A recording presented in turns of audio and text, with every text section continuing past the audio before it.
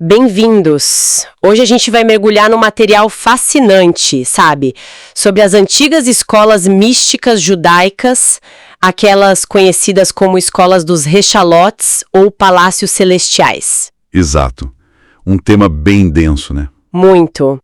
Vamos focar em figuras como o Rabi Nehunya ben Hakana, o Rabi Ismael ben Elishá, e também na mística da Merkavá, a carruagem divina, o papel dos anjos, as práticas e, olha só, os perigos da Cabalá. Tudo isso com base numa análise bem detalhada que a gente viu, né? De um canal do YouTube dedicado a esses ensinamentos. Isso mesmo. Nossa missão aqui é meio que destrinchar essas ideias, que são complexas, né? Destacar quem foram essas figuras, as práticas, os avisos importantes que estão lá. Bom, então vamos lá. Vamos começar a desembrulhar isso. Vamos começar com o Rabi Nehunya ben Hakana. Ele é lá do século I, uma figura assim, um tanto misteriosa, conhecido por ter vivido muito e pela humildade, e atribuem a ele umas rezas importantes, tipo a Ana Bekuash. Dizem que é baseada numa decodificação de 42 letras da Torá. Bem específico isso. E também preces para antes e depois do estudo, sabe? Para pedir proteção contra erros. O material que a gente viu até menciona um episódio com 4 sábios, eles tiveram problemas ao meditar. Sim, a história do Pardés. Isso. O que sugere que tem mais coisa aí, né? Níveis mais profundos de entendimento por trás dessas histórias. Com certeza. E a importância do Rabi Nehunya como mestre esotérico na época dele é inegável. O Talmud mesmo conta que até o Rabi Yohanan ben Zakkai, que era super renomado, admitiu que a interpretação do Nehunya era superior. Poxa. E a tradição atribui a ele a autoria do Sefer HaBair. Um texto assim, fundamental, um dos mais antigos da Cabalá. O Bair, certo. É no Bair que a gente encontra as primeiras discussões sobre as sefirotes, as emanações divinas, e também sobre reencarnação, e o conceito-chave da descida a Merkavá. Espera aí, descida? Isso parece meio contraintuitivo. A gente geralmente pensa em subir, em ascensão espiritual, né? É uma ótima observação. É contraintuitivo mesmo. Mas a ideia aqui, pelo que a análise apresenta, é que o ponto de partida é a mente, sabe? O nível mais alto do pensamento abstrato. Para você visualizar, para compreender esses mistérios da carruagem divina da Merkavá, você precisaria meio que descer em consciência, trazer essa compreensão para níveis mais experienciais. Ah, entendi. Faz sentido nesse contexto. Trazer do abstrato para o concreto, digamos assim. Exatamente. E o próprio Bair admite que é um caminho difícil, né? Tem risco de erro, mas ainda assim encoraja, chama de caminho da vida. Uma via para profundidade espiritual. Entendido. E aí, seguindo essa linha, a gente chega no Rabi Ismael ben Elishá. Ele foi discípulo do Rabi Nehunya e também foi sumo sacerdote, já perto do fim do Segundo Templo. Uma figura importante em vários níveis. Sim, e o material aponta ele como o primeiro discípulo conhecido focado especificamente na meditação mística e que, graças a ele, muitas dessas fontes chegaram até nós. Tem até uma descrição de uma visão poderosa que ele teve, a Catriel e a Adonai Zevaotes, talvez um anjo ou um aspecto da glória divina, sentado num trono bem alto. Exato. E essa visão ela nos leva a um conceito importante sobre como essas experiências místicas eram entendidas na época. Aspalária. Aspalária. O que seria isso? É um termo hebraico para algo como uma lente, sabe? Ou um espelho através do qual a visão acontecia. E essa lente, na interpretação dos textos, poderia ser um anjo. Como o Acatriel nesse caso que você mencionou. Ah, entendi. Tipo um filtro ou um intermediário. Isso, um intermediário. Um mensageiro malachim, em hebraico. A análise que a gente viu até cita Êxodo 23, onde Deus fala de um anjo guia. Pois o meu nome está nele. O que sugere que o anjo pode manifestar a presença ou o poder divino, entende? Entendi. E aí é que entra a figura do Metatron. Ele sempre aparece nessas discussões, né? Precisamente. Metatron é muitas vezes associado a Acatriel ou então a Suriel, o príncipe da face. Outro anjo ligado às visões do Rabi Ismael. Tem aquela passagem famosa no Talmud. O nome dele é como o nome do seu mestre. Sim, já ouvi isso. Mas qual é a explicação? A explicação cabalística geralmente passa pela gemátria, o valor numérico das letras hebraicas. Metatron, as letras somam 314. E esse é o mesmo valor do nome divino Shaddai, que significa Todo-Poderoso. Nossa, que conexão! Pois é. Fica bem claro, então, que o Rabi Ishmael tinha familiaridade com esses encontros, com essas visões. E essa tradição, ela não parou ali, sabe? Segundo o material, ela passou do Rabi Ishmael para o Rabi Yehuda Hanassi, aquele que compilou a Mishnah lá no final do século II. O grande Rabi Yehuda. Exato. Depois foi para o Rabi Yohanan, do Talmud de Jerusalém, e seguiu por discípulos dele como Rav Yosef e o Rav Zeira, que eram conhecidos como mestres nos mistérios da Merkavá. Isso mostra para a gente uma continuidade, né, dessas práticas dentro de círculos rabínicos importantes, pelo menos até ali por volta do século V.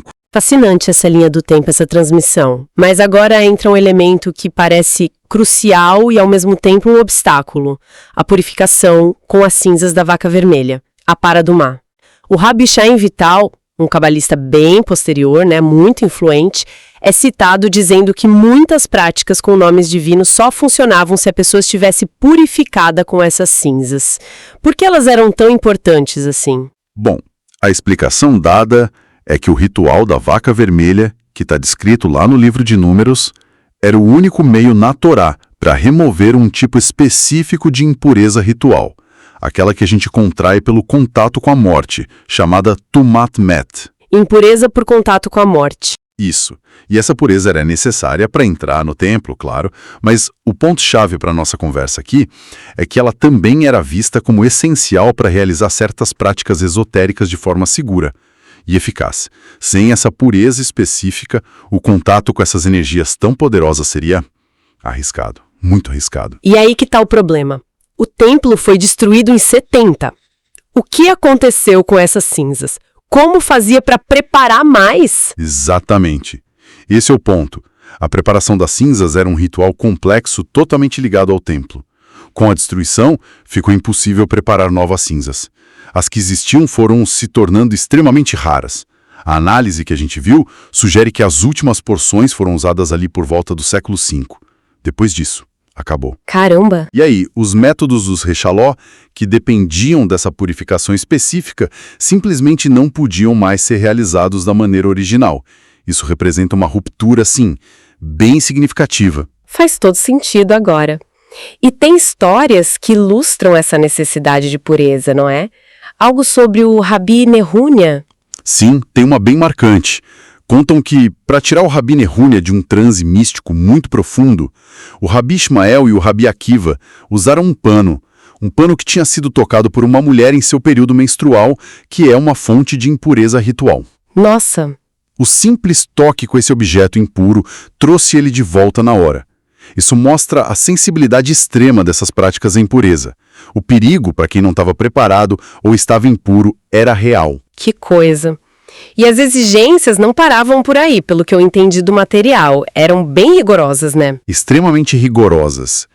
O material descreve instruções que o Rabi Ishmael teria recebido do anjo Iofiel, o príncipe da Torá. Envolvia jejuns prolongados, 40 dias, múltiplas imersões rituais diárias, tipo 24 vezes por dia. 24? Pois é.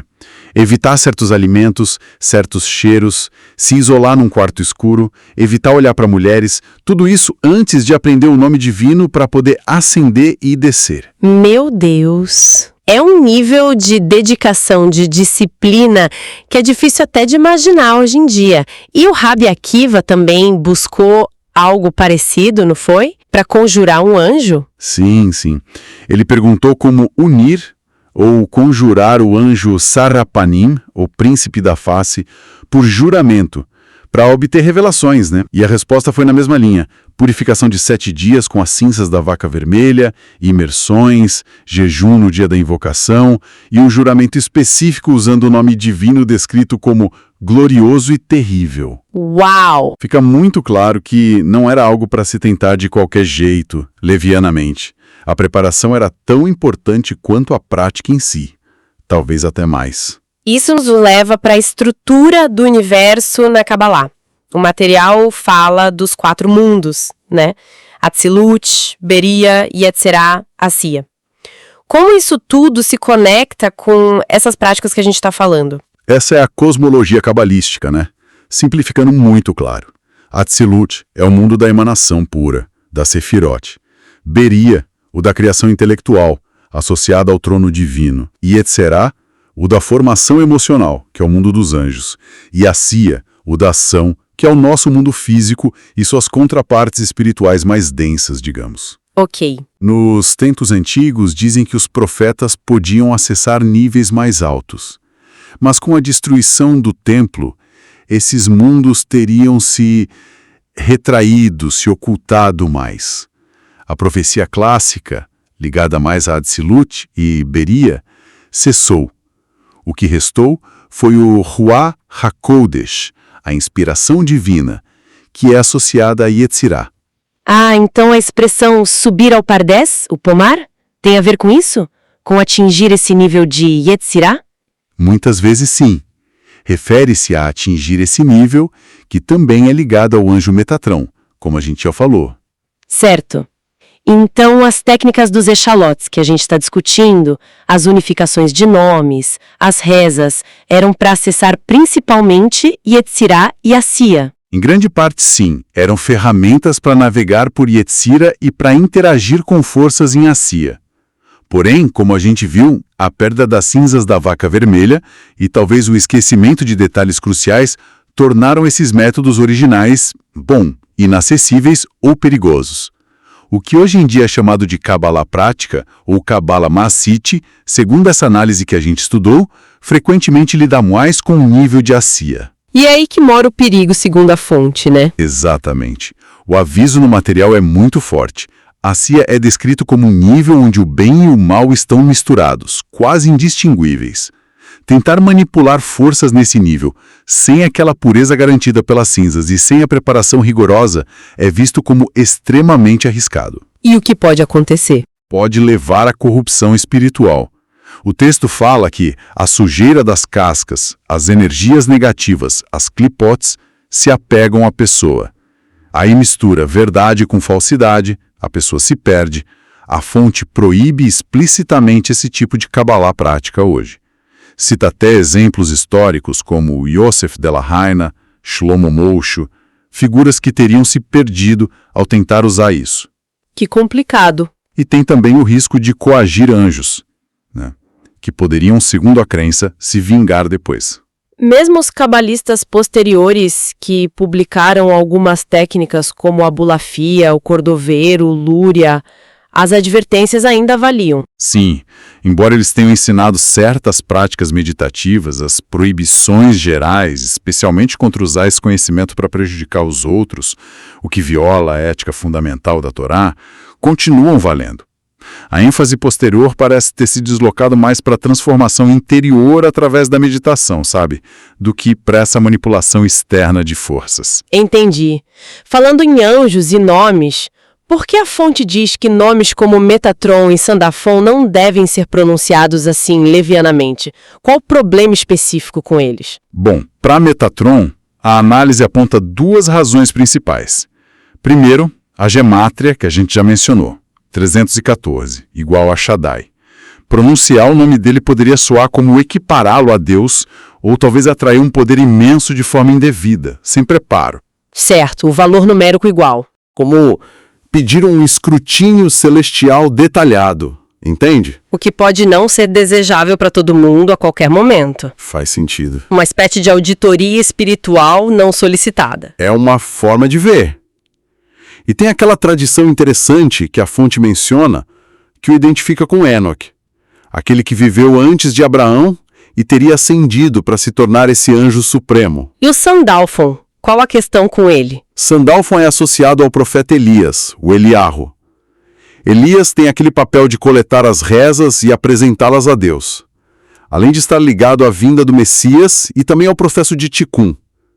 Ele também está presente simbolicamente em rituais importantes, como a circuncisão, o Seder de Pessach. Aham. Então, assim como o Metatron, Invocar o nome dele fora do contexto apropriado ou sem a intenção correta é desaconselhado. Seria mexer com energias muito poderosas e muito específicas. E essa cautela toda com nomes angélicos, ela se liga a um princípio mais amplo da Torá, né? De não pronunciar nomes de ídolos ou deuses estrangeiros.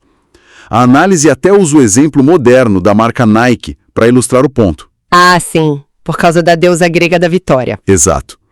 A ideia é que palavras e nomes carregam poder.